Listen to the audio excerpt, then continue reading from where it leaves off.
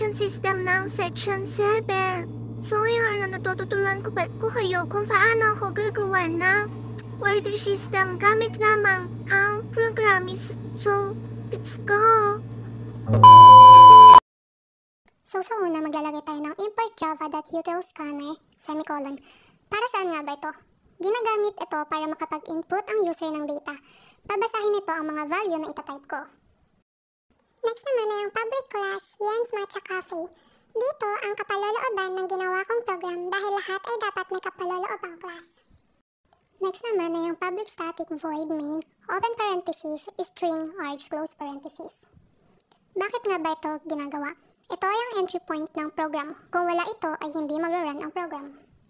Isunod naman ng scanner sc equals new scanner, open parenthesis, system.in, close parenthesis, semicolon. Bakit nga ba ito ginagawa? Ang sc ay mula sa word ng scanner. Ang system in naman ay ibig sabihin ay input na manggagaling sa keyboard na aking itatype. Next naman ay ang system out print line at system.out print. Ang system.out print line ay ginagamit para mag-display ng message sa console at lilipat sa bagong line. Ang system.out.print naman na aking ginamit ay nagpiprint ng message pero hindi lilipat sa bagong line.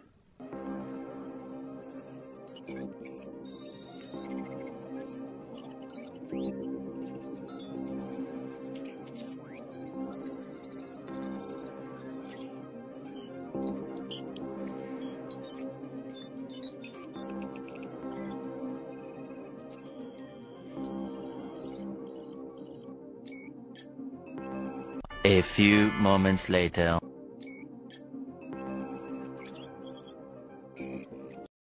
Dito naman, kung inyong makikita, ay tapos na ako maglagay ng aking mga menu.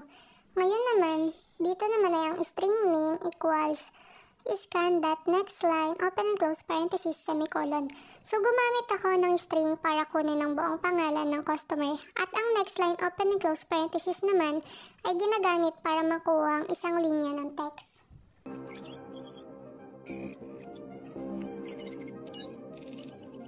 So dito naman makikita nyo ang char choice equals scan.next, open and close parenthesis, dot to open uppercase, open and close parenthesis, dot char art, open 0 and close parenthesis, semicolon.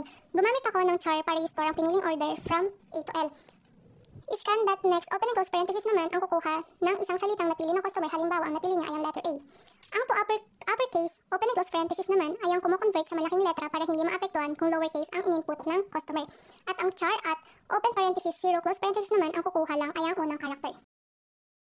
Ngayon, makikita naman ang int quantity equals scan.nextInt, open and close parenthesis, semicolon. Gumamit ako ng int or integers para sa quantity ng order. At ang next integers, open and close parenthesis, ito ang kukuha sa buong number mula sa user. Ngayon naman ay makikita nyo ang string item at double price. Ito ay ang mga variables para sa pag-order. Ang string item ay ang maglalagay ng pangalan ng pagkain. Ang double price, ang maglalagay ng presyo ng pagkain. Gumamit ako ng double price kasi may decimal ang aking presyo. Ngayon naman ay gagamit ako ng if-else o tinatawag na control structure.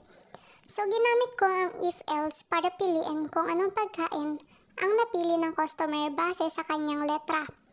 Kung ang pinili naman ay wala sa letter A to L, may error message at mag-i-stop ang program gamit ang return. Tomorrow. Dito naman ay tapos na tayo maglagay ng control structure sa lahat ng items. Ngayon naman makikita nyo ang validation ng quantity. Dito, chine-check nito kung valid ang quantity. Kung 0 or negative ang inilagay, automatic na mag-e-error at mag-i-stop ang program. Next naman na makikita ay ang pag-compute ng total. Gumamit ako ng arithmetic operator or asterisk para makuha ang kabuuang presyo ng in-order. Next naman ay ang validation ng payment. Chine-check kung sapat ba ang bayad. Kung kulang, error ang lalabas sa message. Pag-compute ng sukli ay gumamit din ako ng subtractor operator para makuha ang sukli.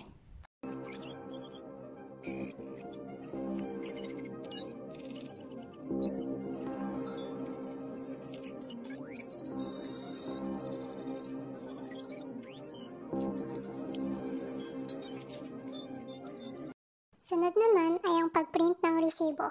Gumamit ako ng string concatenation or plus para ipakita ang pangalan at iba pang details. Gumamit rin ako ng printf kasama ang format specifier %.2f para sa decimal number na may 2 decimal places.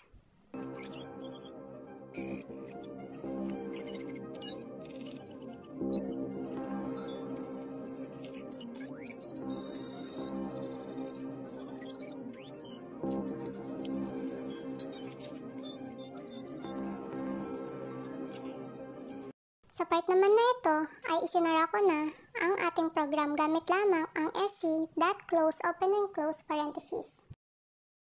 Ngayon, susubukan naman natin kung mag-run ba ang ating program.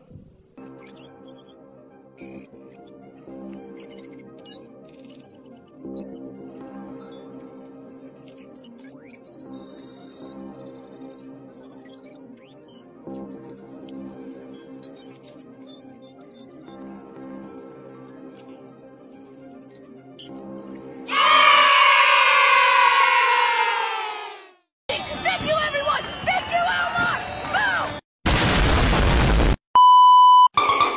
Boom!